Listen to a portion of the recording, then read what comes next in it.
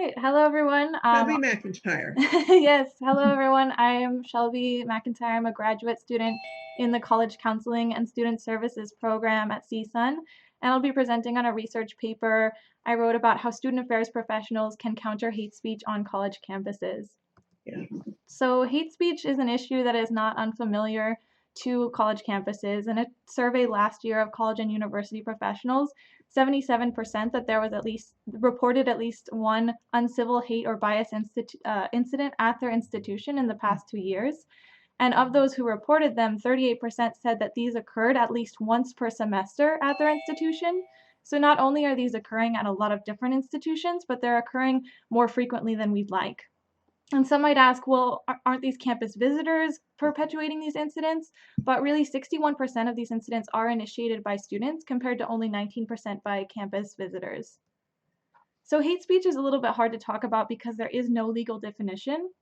But Matsuda, who's a critical race theorist in the law discipline, provides a good example or proposal of a definition of racist speech that can be applied more broadly to hate speech in general.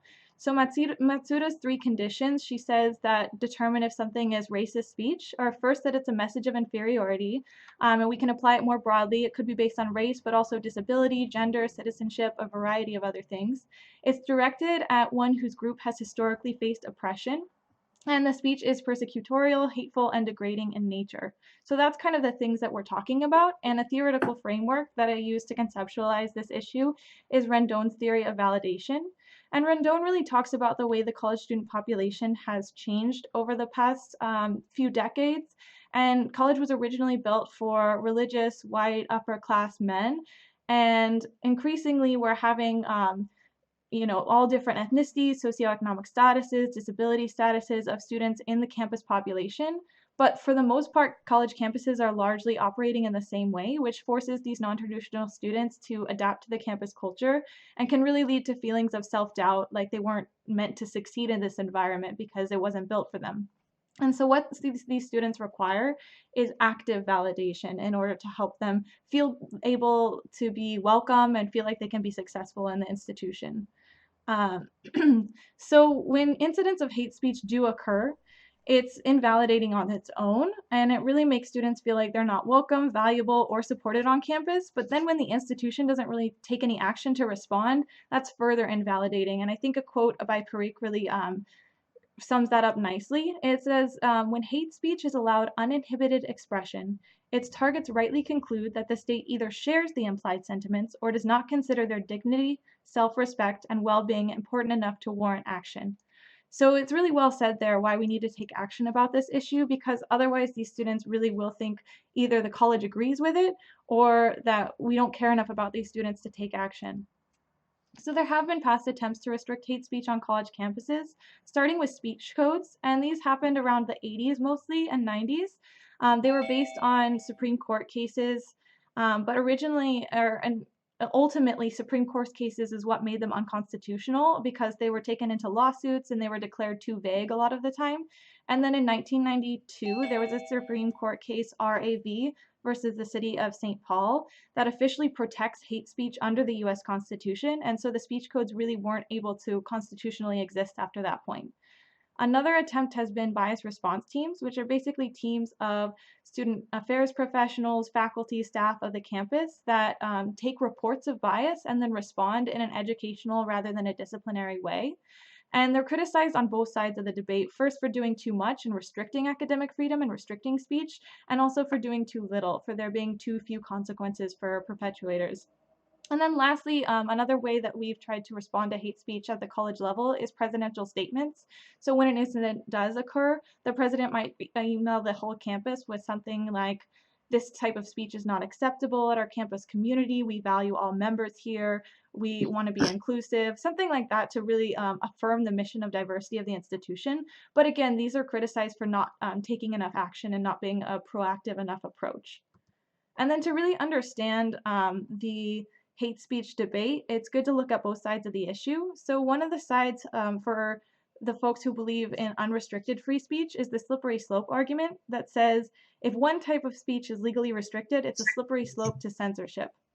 Another argument is the chilling effect argument, which is pretty similar. Basically, it says it'll chill the air if we have restrictions, and students will be scared to speak up about anything for fear of punishment. And that'll undermine the importance of uninhibited discourse on college campuses. The final argument that comes up a lot is the coddled argument or oversensitive argument that says, well, students are really fragile if they're seeking to be shielded or protected from this speech. And are we really protecting them, or are we really preparing them for the real world if we're protecting them from this speech? And then on the other side of the equation, those who think there should be restrictions on hate speech counter with that last argument with the fact that they're seeking consequences for the speech, not protection from it. They really want people who participate in hate speech to be held accountable. It's not that they don't want to hear it or be exposed to it, it's just they want consequences.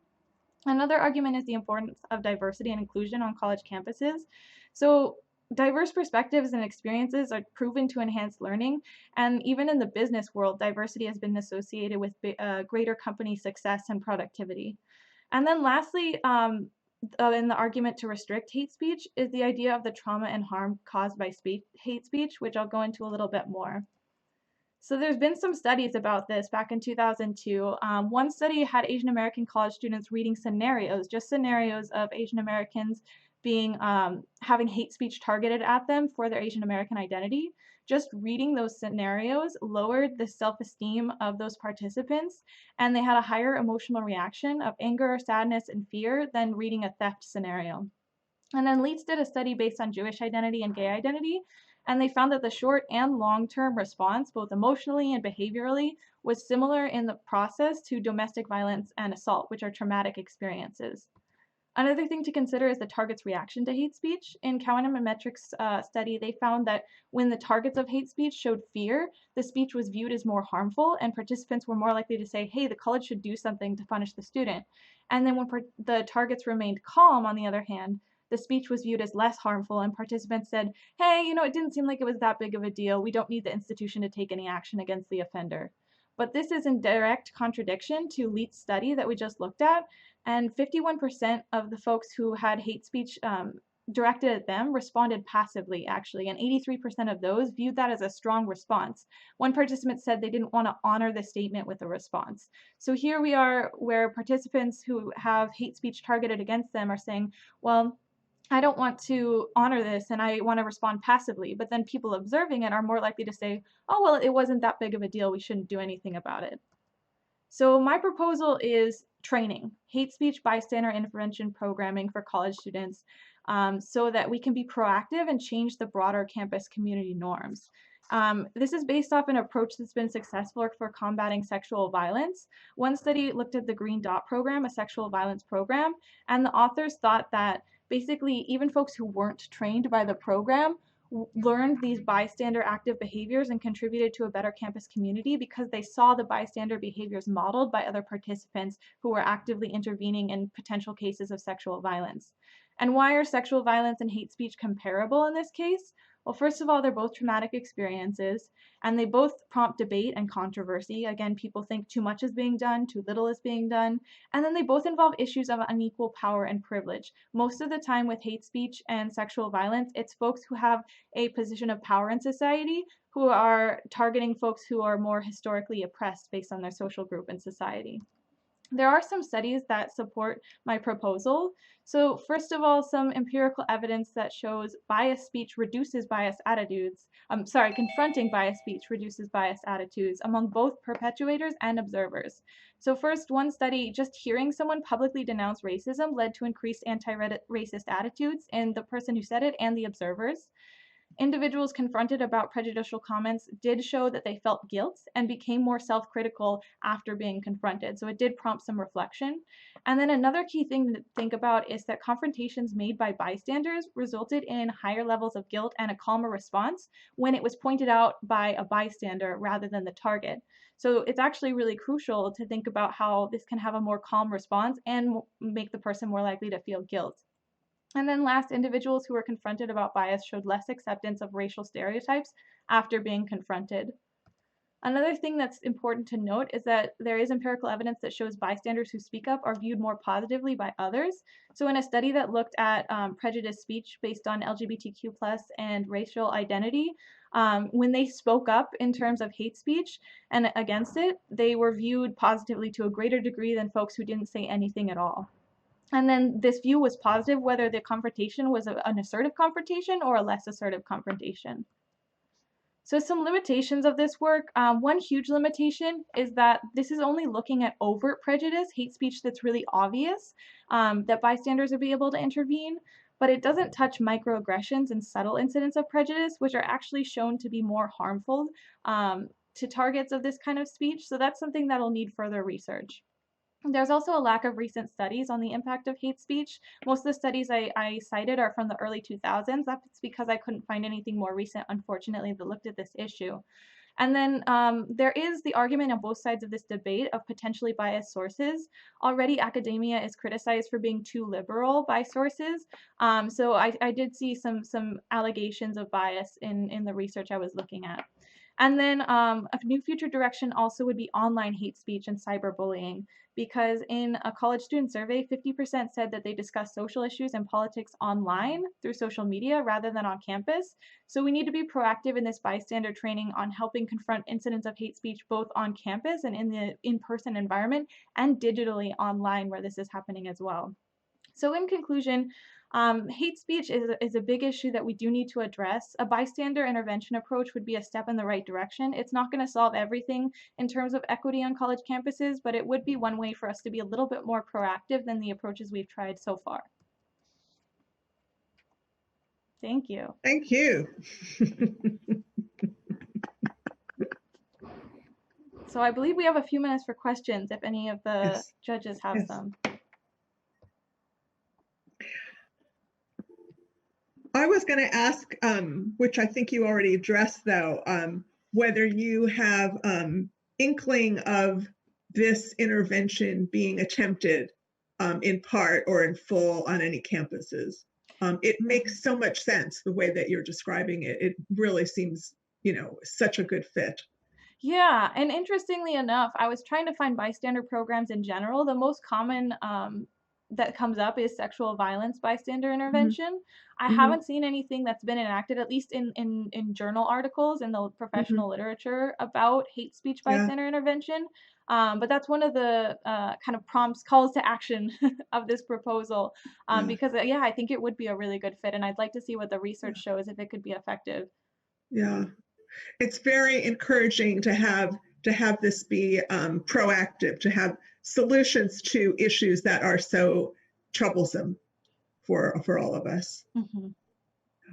I think you did a really good job, Shelby. I honestly don't have questions. I think I think some of this is usually done within the community. I just like you, I haven't really seen this being done on college campuses yet, but I agree. This is a great idea to bring to college campuses, because it is a fairly great way to think about intervention and how to lessen the effects of these things like hate speech, especially on campuses, as we're seeing more and more of it show up on different campuses around the country. So nice job. Especially relevant now. I was just reading last night about the COVID-19 situation. There's been an increase in hate speech and hate crimes against Asian Americans. Yeah, that's definitely a big concern. I'm one of the judges as well with Tova and with Candace. One of the things that it's very interesting, you bring up the point about online cyberbullying, right? Now we have this completely new environment, just like our digital CSUNPosium today. And it's very interesting that there is this gap in the research literature about these types of programs. So it will be interesting, what is it that has been said and been effective models of dealing with this pre-2000 versus more within this digital environment. So I find this lack of the research, especially in this digital world, to be puzzling and problematic, right? Don't you think? Yeah, and I think there is more research on cyberbullying in general. I'm not sure about the college level, but definitely high school, middle school level. And Mhm, I didn't explore cyberbullying as much as I'd like because I think I was focusing more on the college environment, the in-person environment. mhm, But I I do think there is a little bit more research in that area, at least, mhm. fortunately. Yeah. I would suggest you look at the work that's coming out of USC. Brendisha Tynes' group is doing a lot of work in terms of cyberbullying and online discrimination, especially among ethnicities. So, if that's an area that you're interested in, I would suggest looking at some of her work because she is starting to focus on this. So, it would be interesting to see, are they thinking about interventions like this? Thank you. Yeah. And also, I'll add to that, certainly the K-12 world, public education, school counselors, school psychologists, social workers have been addressing ramifications and interventions about cyberbullying, including legal and ethical issues, which are coming up big time right now. So this is such a fertile ground, such an important work that you're talking about here. Thank you all. And my references are all available on the box if anyone wanted to look at them more. Good. Okay, thank you. Mhm.